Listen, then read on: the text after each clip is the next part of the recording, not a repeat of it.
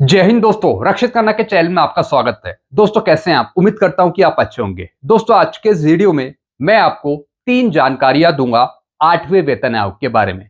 और दोस्तों ये तीनों जानकारियां नई जानकारियां हैं जो मेरे पास आई है। सबसे पहली जानकारी मैं आपको दूंगा 8th pay commission delay 1.2 crore central government employ affected. जी हां दोस्तों, केंद्र सरकार के जितने कर्मचारी हैं या फिर जितने पेंशनर्स हैं उन पर असर पड़ेगा लेट लतीफी का, जो भारत सरकार 8 सीपीसी पर कर रही है। जी हां दोस्तों, अब दोस्तों आप पर असर कैसे पड़ेगा अगर 8 सीपीसी में देरी होती है, इसका इंपैक्ट क्या पड़ेगा आप पर? तो दोस्तों इस पर एक खबर आई है जो मैं आपको आगे दूंगा। फिर दोस्तों एक और मैं आपको जानकारी दूंगा। कुछ लोग अभी भी नहीं मान रहे थे कि 8वें वेतन आयोग के गठन को स्वीकृति मिल गई है। अब माननीय प्रधानमंत्री श्री नरेंद्र मोदी ने इसे सत्यापित कर दिया। जी हां दोस्तों, पीएम मोदी जी ने मैसेज किया था, बताया था कि हमने स्वीकृति दे दी है 8 सीपीसी को। जी हां दोस्तों, तो दोस्तों कुछ कर्मचारी पेंशनर्स संगठन नहीं मान रहे थे कि 8 सीपीसी मिलेगा। तो दोस्तों पीएम मोदी जी का एक मैसेज है जो मैं आपको समझाना चाहूंगा, और इनका मैसेज है 8 सीपीसी पर। इसकी जानकारी आगे दूंगा। फिर दोस्तों एक और मैं आपको जानकारी दूंगा, लास्ट इंफॉर्मेशन मैं आपको दूंगा इन्फ्लेशन वर्सेस इनकम पर। जी हां दोस्तों इन्फ्लेशन मतलब मुद्रास्फीति और इनकम मतलब सैलरी। तो दोस्तों जब 8 सीपीसी में आपकी सैलरी बढ़ेगी, आपकी पेंशन बढ़ेगी, तो दोस्तों मुद्रास्फीति पे उसका क्या असर पड़ेगा? क्या मुद्रास्फीति इन्फ्लेशन कम होगा या ज्यादा होगा? तो दोस्तों एक टेबल में आपको समझाऊंगा, इसमें पूरी जानकारी दूंगा मैं आपको आगे। तो दोस्तों बस यही 3 जानकारियां हैं जो मैं आपको देने वाला हूं, इसलिए इस वीडियो में आप शुरू से लेकर आखिरी तक बने रहिएगा। वीडियो में आगे बढ़ने से पहले एक छोटी सी अपील मैं आपसे करूंगा, और अपील है चैनल सब्सक्राइब की। देखने में आया 34.1% ऐसे पेंशनर्स हैं, फैमिली पेंशनर्स हैं जो बिना चैनल सब्सक्राइब किए वीडियो देख रहे हैं, जिससे क्या हो रहा है, मेरी जानकारियां उन तक सही समय पर नहीं पहुंच रही। तो दोस्तों मैं आपसे अपील करता हूं कि अगर आप जितनी बार मेरा चैनल देखते हैं या फिर वीडियो देखते हैं, तो दोस्तों आप सबसे पहले चैनल को सब्सक्राइब कर लीजिए। जितने पेंशनर्स ने चैनल को सब्सक्राइब नहीं किया, चैनल आप सब्सक्राइब करेंगे तो दोस्तों आप लेटेस्ट जानकारियां, नए वीडियो के नोटिफिकेशन आपको तुरंत मिल पाएंगे। तो चैनल को सब्सक्राइब करना मत भूलेगा। एक और अपील मैं आपसे करता हूं, जितने पेंशनर्स ने, फैमिली पेंशनर्स ने चैनल को सब्सक्राइब किया, उसका परसेंटेज है 65.9%। तो दोस्तों इस परसेंटेज को आप बढ़ाकर 100% करिए चैनल को सब्सक्राइब करके, क्योंकि इस चैनल के माध्यम से आपको सटीक ऑथेंटिक जानकारियां ही दी जाती हैं। तो दोस्तों चैनल को सब्सक्राइब करना मत भूलेगा, और दोस्तों मेरे चैनल के वीडियो को आप अपने ग्रुप में शेयर जरूर कर दीजिएगा। चलते हैं दोस्तों पहली जानकारी की तरफ। पहली जानकारी है 8th पे कमीशन डिले। जी हां दोस्तों जिस तरीके से सरकार काम कर रही है उससे तो यही पता लगता है कि 8 सीपीसी में देरी होगी, 8 सीपीसी हमें लेट मिलेगा। 8th pay commission delay 1.2 crore central government employ affected. जी हां दोस्तों जिनको 8 सीपीसी दिया जाएगा, जिनको फायदा मिलेगा, टोटल स्ट्रेंथ है कर्मचारियों को मिला के, पेंशनर्स को मिला के 1.2 करोड़, इतनों को 8 सीपीसी का फायदा मिलेगा। लेकिन 8 सीपीसी में जो देरी होगी उसका असर पड़ेगा कर्मचारियों पे, पेंशनर्स पे, जिनकी कुल संख्या है 1.2 करोड़। अब आगे क्या लिखा है, the 8th central pay commission which will decide salary hike for over 1.2 crore central employ and pensioners. जी हां दोस्तों, टोटल स्ट्रेंथ है जिन्हें 8 सीपीसी का फायदा मिलेगा 1.2 करोड़। लेकिन अगर सरकार देर करती है, 8 सीपीसी में देरी करती है, तो उसका इंपैक्ट इतने ही कर्मचारियों को, पेंशनर्स को इफेक्ट पड़ेगा उसका। फिर क्या लिखा है, even though the union cabinet approve it earlier this year there is still no chairperson, no term of reference and no start date. जी हां दोस्तों, यूनियन कैबिनेट ने इसी साल 8 सीपीसी के गठन की मंजूरी दी थी।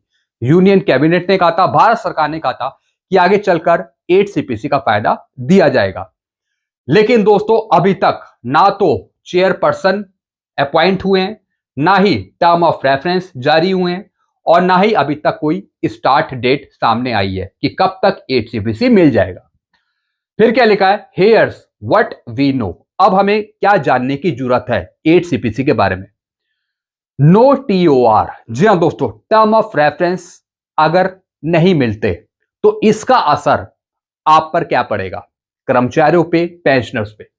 No work can begin on salary revision, जी हां दोस्तों, जब तक टर्म ऑफ रेफरेंस रेडी नहीं होंगे, जब तक पे कमीशन नहीं बैठेगा, कुछ काम ही स्टार्ट नहीं होगा एचसीपीसी पे। तो पहला असर तो यह है।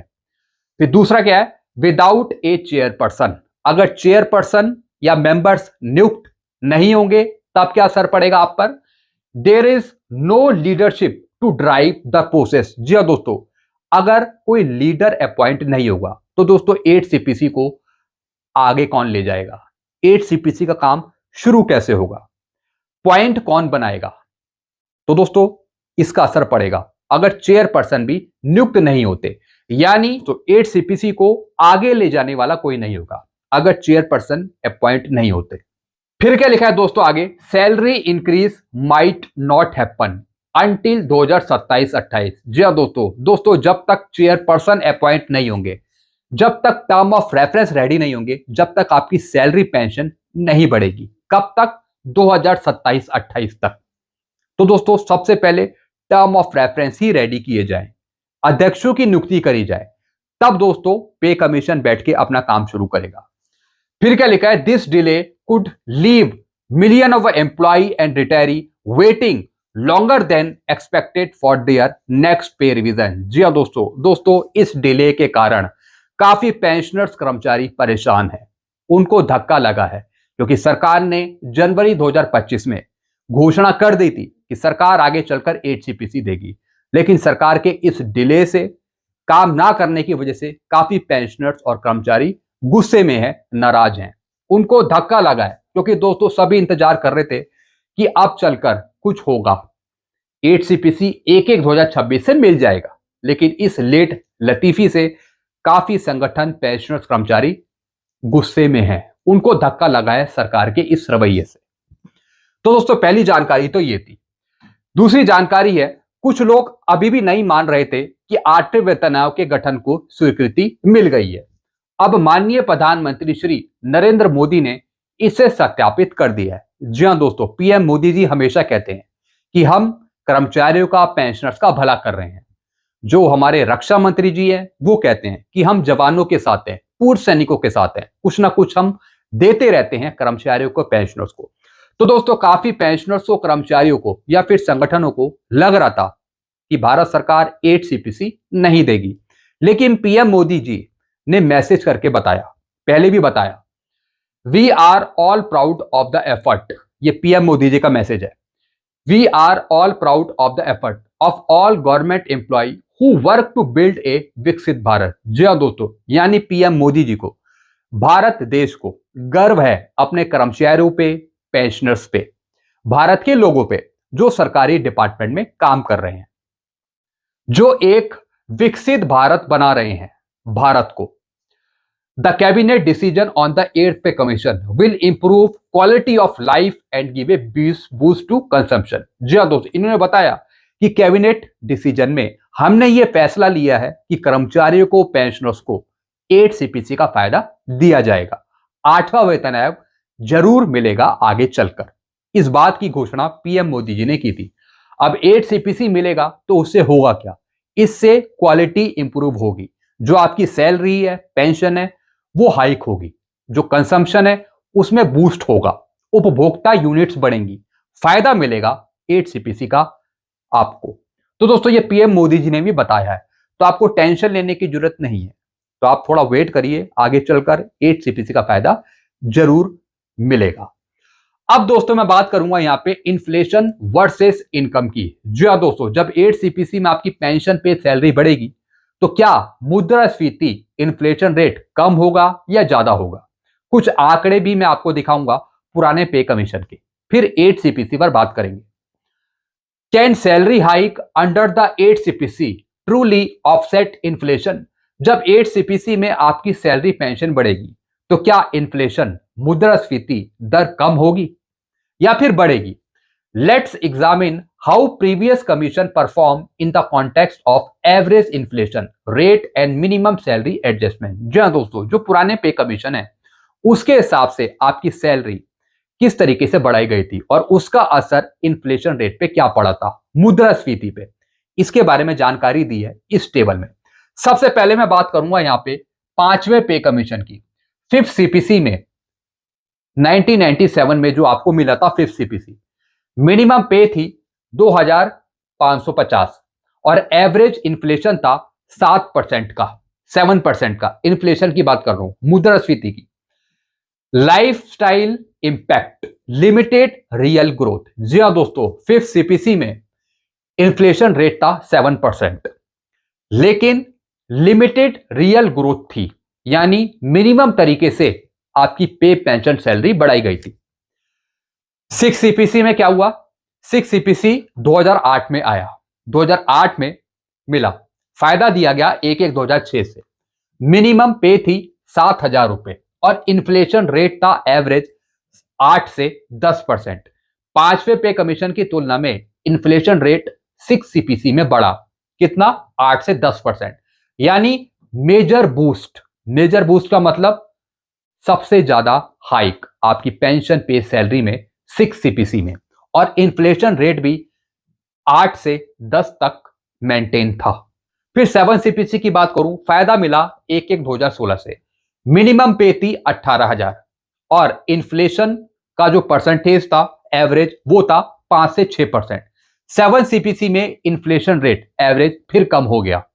फिर क्या लिखा है? Significant improvement. सिग्निफिकेंट इंप्रूवमेंट हुआ सेवन सीपीसी में, लेकिन ज्यादा बड़ा इंप्रूवमेंट देखने को नहीं मिला सेवन सीपीसी में, क्योंकि विसंगतियां बहुत थी। फिर दोस्तों अगर हम एट सीपीसी की बात करें, एट सीपीसी हमें मिलेगा 1/1/2026 से, और दोस्तों मिनिमम पे यहां पे दिखाई है 51,480, 18,000 से बढ़कर, यानी फिटमेंट फैक्टर इसमें ये यूज कर रहे हैं 2.25 से ज्यादा। तो दोस्तों इसमें एवरेज इन्फ्लेशन लिया है 6 से 60%, और लाइफ स्टाइल इंपैक्ट क्या बताया? सब्सटेंशियल रिलीफ, यानी इसमें आपको रिलीफ मिलेगा 8 सीपीसी में, क्योंकि इन्फ्लेशन रेट बढ़ जाएगा 6 से 7% तक, तो उसके हिसाब से जो पेंशन पे है, मिनिमम पे है, वो आपकी ज्यादा बढ़ पाएगी, ऐसा इसमें बताया। 18,000 से बढ़कर हो जाएगी 51,480। तो दोस्तों ये सब इन्होंने जानकारी दी है। अब नीचे क्या लिखा है? Early analysis suggest that the proposed hike under the 8 CPC may not only match inflation but surpass it, thereby increasing the real income and enhancing quality of life for government employees। जी हाँ दोस्तों अगर हम पुराने पे commission की बात करें, अगर हम इन्फ्लेशन रेट का एवरेज देखें तो दोस्तों उतार चढ़ाव रहा है। सबसे ज्यादा बढ़ोतरी सिक्स सीपीसी में देखने को मिली थी। तो दोस्तों इन्फ्लेशन रेट के हिसाब से इन्होंने बताया कि 8 सीपीसी में बढ़ोतरी ज्यादा मिल सकती है। 8 सीपीसी में अगर हम एवरेज इन्फ्लेशन रेट को देखें, इन्फ्लेशन रेट भी यहां पे बढ़ा है, साथ ही साथ दोस्तों मिनिमम पे भी यहां पे बढ़ी है, 18,000 से बढ़कर 51,480 यहां पे बताई है। तो इसका मतलब है कि फिटमेंट फैक्टर 2.30 से ज्यादा बता रहे हैं यहां पर ये। तो दोस्तों ये जानकारी इन्होंने दी है एवरेज इन्फ्लेशन रेट को देखते हुए। इन्फ्लेशन रेट कम ज्यादा होता रहा है पुराने पे कमीशन पे, तो 8 सीपीसी में भी अगर एवरेज इन्फ्लेशन रेट को बढ़ा देते हैं या फिर बढ़ जाता है तो ऑटोमेटिकली आपकी मिनिमम पे ज्यादा हो जाएगी, जैसे यहां पे बताया गया है। तो दोस्तों ये कुछ जानकारियां दी हैं इन्होंने 8 सीपीसी के बारे में। बाकी आप क्या समझते हैं, आपके अपने सुझाव क्या हैं, आप नीचे कमेंट कर सकते हैं। ऐसी नई जानकारियां आपको बराबर मिलती रहेगी इस चैनल के माध्यम से। तो सारी जानकारियां पाने के लिए आप चैनल से जुड़ सकते हैं, चैनल को सब्सक्राइब कर सकते हैं। चैनल का नाम है Rakshit Khanna. Thank you so much.